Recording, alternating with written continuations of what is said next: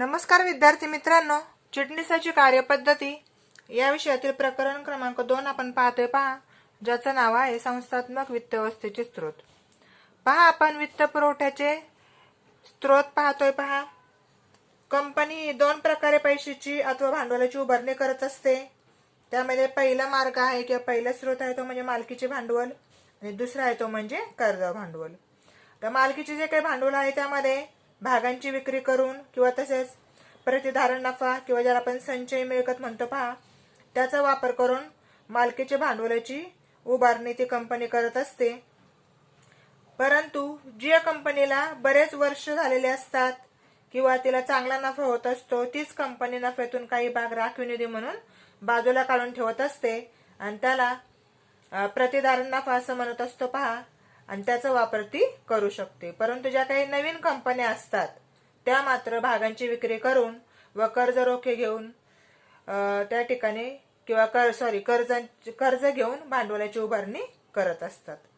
आता कंपन्या ज्या काही असतात पहा, सर्व व्यावसायिक कार्यासाठी मालकीचे जे काही भांडवल असतं ते त्यांना पुरत नसतं पहा, किंवा ते पुरेसं नसतं.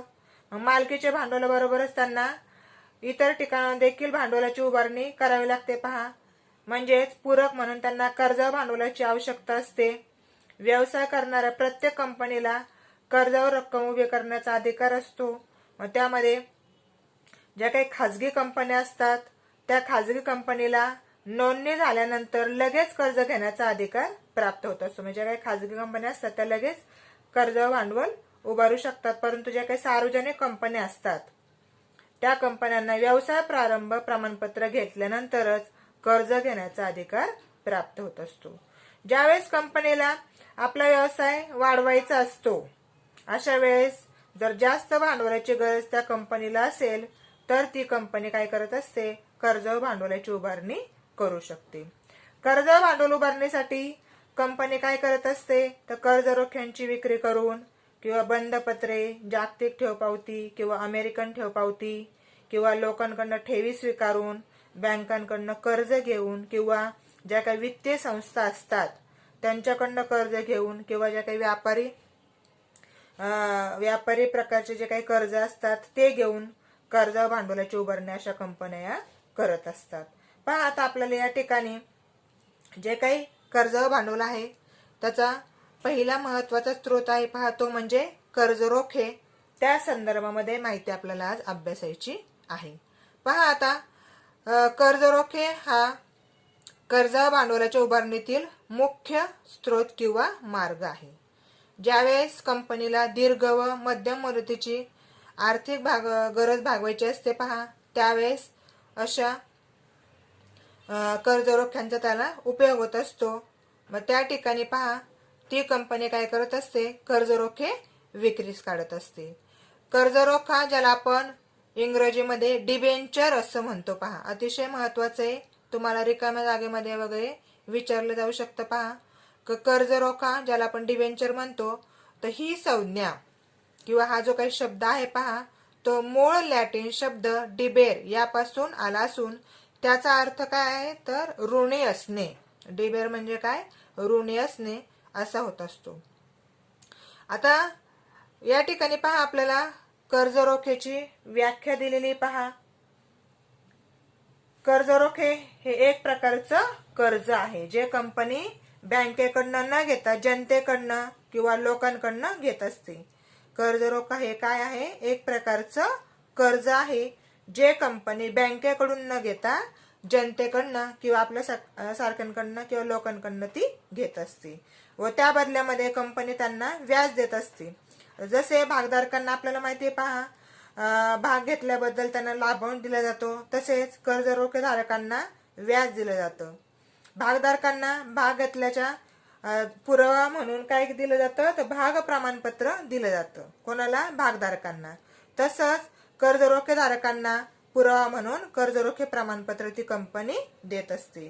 त्यामध्ये मग किती कर्ज रोखे त्या व्यक्तीने घेतलेले आहेत किंवा त्या व्यक्तीला किती कर्ज रोख्यांचं वाटप केलेलं आहे ते लिहिलेलं असतं. तसेच त्यांना व्याजाचा दर किती आहे ते देखील त्यावर नमूद केलेलं असतं.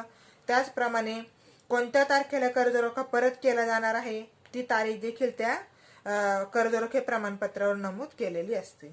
आता पहा, आपण या ठिकाणी कर्जरोख्याची व्याख्या पाहणार आहोत. पहा,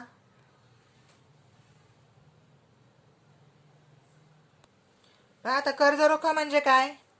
तर कर्जरोखा म्हणजे कंपनीने घेतलेल्या कर्जाचा मुद्रांकित दस्तऐवज असतो, ज्याच्या तत्वानुसार कर्जबाजारीपणाची कबुली देणे असा त्याचा अर्थ होतो. आपण आधीच पाहिलेले पहा, कर्जरोखे हे काय? एक प्रकारचं कर्ज आहे जे कंपनी बँकेकडनं न घेता लोकांकडनं घेत असते आणि त्याच्या बदल्यात ती कर्जरोखेधारकांना प्रमाणपत्र देत असते. त्याच्यानंतर पहा, मी आधी सांगितलं की कर्जरोख्याला आपण इंग्रजीमध्ये डिबेंचर असं म्हणतो. ही संज्ञा मूळ लॅटिन शब्द डिबेर यापासून आली आहे आणि याचा अर्थ ऋणी असणे असा होतो.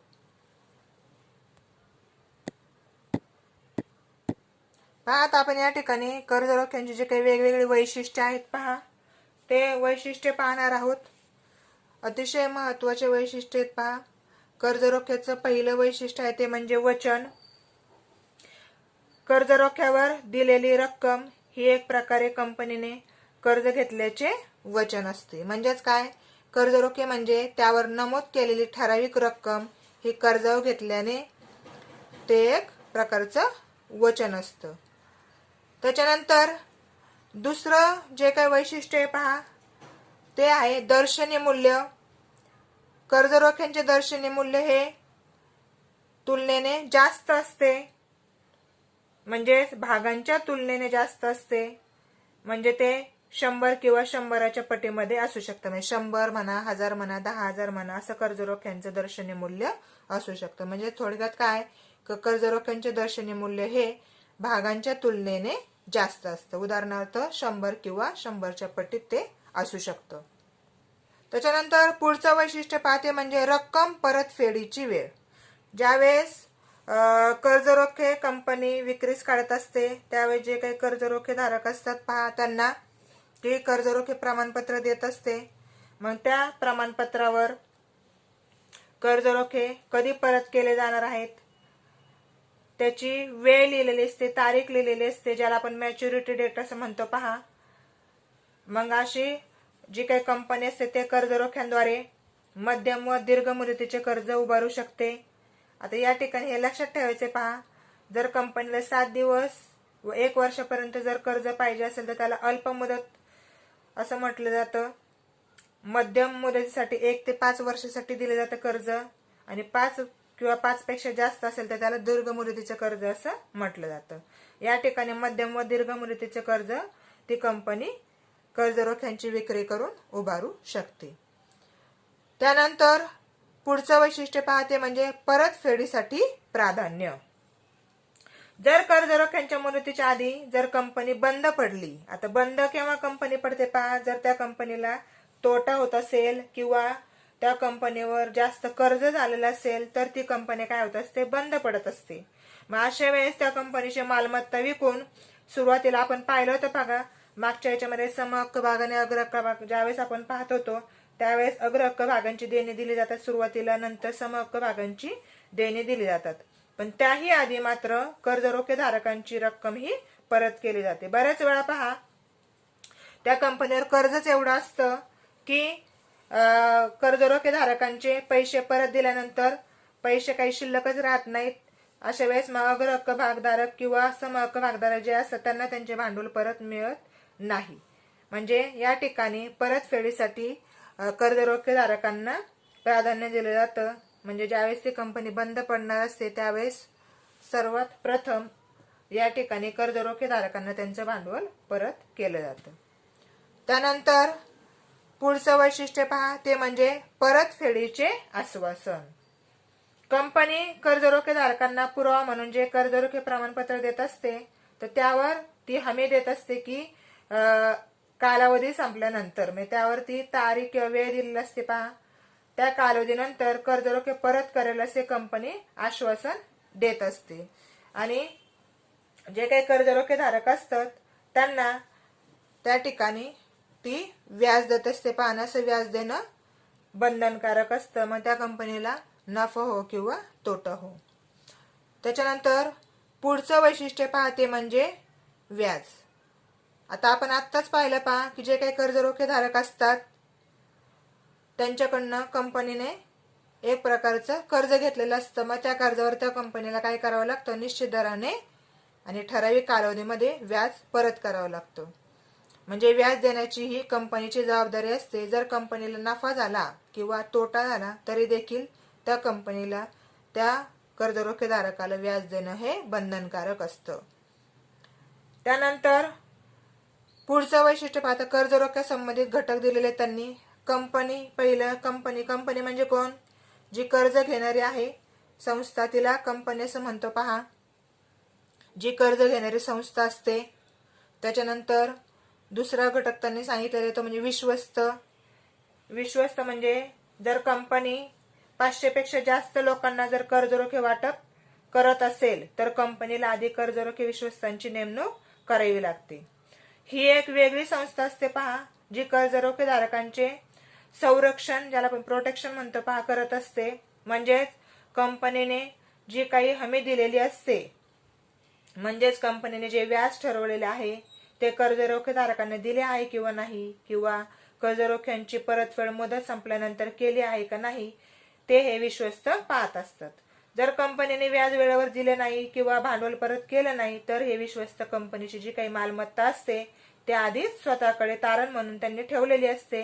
जर कंपनीने देणी दिली नाहीत तर ती मालमत्ता हे विश्वस्त काय करत असतात, विकत असतात. आणि ते विकून कर्जरोखेधारकांनी त्यांचे कर्जरोखेधारकांना त्यांचे पैसे ते विश्वस्त काय करत असतात, परत करत असतात. थोडक्यात विश्वस्त हे कर्जरोखेधारकांचे कोण असतात, तर संरक्षण करता असतात. त्यानंतर पुढचा गट येतो पहा कर्जरोखेधारक. आता कर्जरोखेधारक म्हणजे काय, ज्याच्याकडनं कंपनी कर्ज घेत असते किंवा ज्यांना कर्जरोखा विकत असते, हो की नाही. या व्यक्ती कंपनीस कर्जावर रक्कम उपलब्ध करून देत असतात. त्यांना या कर्जाचा पुरावा म्हणून काय मिळत असतं, कर्जरोखे प्रमाणपत्र ती कंपनी त्या कर्जरोखेधारकांना देत असते. आणि व्याजाचा जो काही दर ठरवला असतो त्या प्रमाणामध्ये कर्जरोख्यांवर ती काय करत असते, व्याज त्या कर्जरोखेधारकांना देत असते. त्याच्यानंतर पुढचं वैशिष्ट्य पाहते म्हणजे कर्जरोखे वाटपाचा अधिकार. आता कर्जरोखे वाटपाचा अधिकार कोणाला असतो, तो कंपनी कायदा 2013 कलम 179 उपकलम 3 नुसार फक्त आणि फक्त संचालक मंडळालाच कर्जरोखे वाटपाचा अधिकार असतो. अतिशय महत्वाचे पहा, कर्जरोखे वाटपाचा अधिकार कोणाला असतो, तर त्या कंपनीचं जे काही संचालक मंडळ असतं त्यांनाच कंपनी कायदा 2013 नुसार कर्जरोखे वाटपाचा अधिकार असतो. त्याच्यानंतर पुढचं वैशिष्ट्य पाहते म्हणजे कर्जरोखे धारकांचा दर्जा. आता कर्जरोखे धारक म्हणजे काय, ज्याच्याकडनं कंपनीने कर्ज घेतलेलं असतं, म्हणजेच तो कंपनीचा कोण असतो, धनको असतो. म्हणजे कर्जरोखा म्हणजे कंपनीने घेतलेले कर्ज असून त्यांना स्थिर दराने व ठराविक कालावधीमध्ये व्याज दिलं जातं आणि असं व्याज कर्जरोख्यांची परतफेड करेपर्यंत त्या कंपनीला दिलं जातं. त्याच्यानंतर पुढचं वैशिष्ट्य पहा ते म्हणजे मतदानाचा हक्क नाही. अतिशय महत्वाचं वैशिष्ट्य पहा, जे काही कर्जरोखे धारक असतात त्यांना मतदानाचा हक्क नसतो. नंतर कर्जरोखेधारक हे कंपनीच्या साधारण सभेमध्ये मतदानाचा हक्क बजावू शकत नाहीत. हे लक्षात ठेवायचे, कर्जरोखेधारकांना साधारण सभेमध्ये मतदानाचा हक्क नसतो. तसेच मतदानाचा हक्क असलेल्या कर्जरोख्यांचे ते वाटप करू शकत नाहीत. त्याच्यानंतर पुढचं वैशिष्ट्य पाहते म्हणजे तारण. तर सामान्यतः पहा आपण पाहिलं होतं की जे काही विश्वस्त असतात त्यांच्याकडनं कंपनी, विश्वस्त आणि कर्जरोखे धारक यामध्ये एक करार होत असतो, त्याला विश्वस्त करार असं म्हटलं जातं. विश्वस्तांकडे त्या कंपनीची मालमत्ता तारण म्हणून ठेवली जाते. जर कंपनी व्याज देण्यास किंवा भांडवलाची परतफेड करण्यास तयार नसेल तर कर्जरोखेधारक कंपनीची मालमत्ता विकून त्यांचे पैसे वसूल करून घेऊ शकतात. किंवा जे काही विश्वस्तांची नेमणूक केलेली असते ते विश्वस्त काय करतात, त्या कंपनीची मालमत्ता विकून कर्जरोखेधारकांना त्यांची मालमत्ता परत करत असतात. त्याच्यानंतर पुढचं वैशिष्ट्य पहा ते म्हणजे जारीकर्ते. म्हणजे काय की हे कर्जरोखेधारक कोण वाटप करू शकतं, तर खाजगी कंपनी तसेच सार्वजनिक कंपनी ह्या कर्जरोख्यांचे वाटप करू शकतात. परंतु जे काही नियम कंपनी कायद्यामध्ये दिलेले असतात त्या सर्व नियमांचं पालन त्यांना करावं लागतं. त्याच्यानंतर पुढचं वैशिष्ट्य पाहते म्हणजे नोंदणी. कर्जरोख्यांची जी काही नोंदणी असते ती किमान एका मान्यताप्राप्त भागबाजार जो काही असतो ज्याला आपण शेअर मार्केट म्हणतो पहा त्यामध्ये नोंदणी करणं आवश्यक असते. म्हणजे कर्जरोख्यांची विक्री करताना किमान एका मान्यताप्राप्त भागबाजारामध्ये त्याची नोंदणी करणं आवश्यक आहे. त्याच्यानंतर शेवटचं वैशिष्ट्य पहा हस्तांतरण. हस्तांतरणाच्या दस्तऐवजाद्वारे कर्जरोख्यांचे सहजपणे हस्तांतरण करता येऊ शकते. अतिशय महत्वाचे आहे पहा की कर्जरोख्यांचं सहजपणे हस्तांतरण करता येतं आणि त्याच्यासाठी हस्तांतरणाचा दस्तऐवजाद्वारे ते करावं लागत असतं. या ठिकाणी आपण कर्जरोखे म्हणजे काय तसेच कर्जरोख्याचे वेगवेगळे वैशिष्ट्ये अभ्यासलेले आहेत.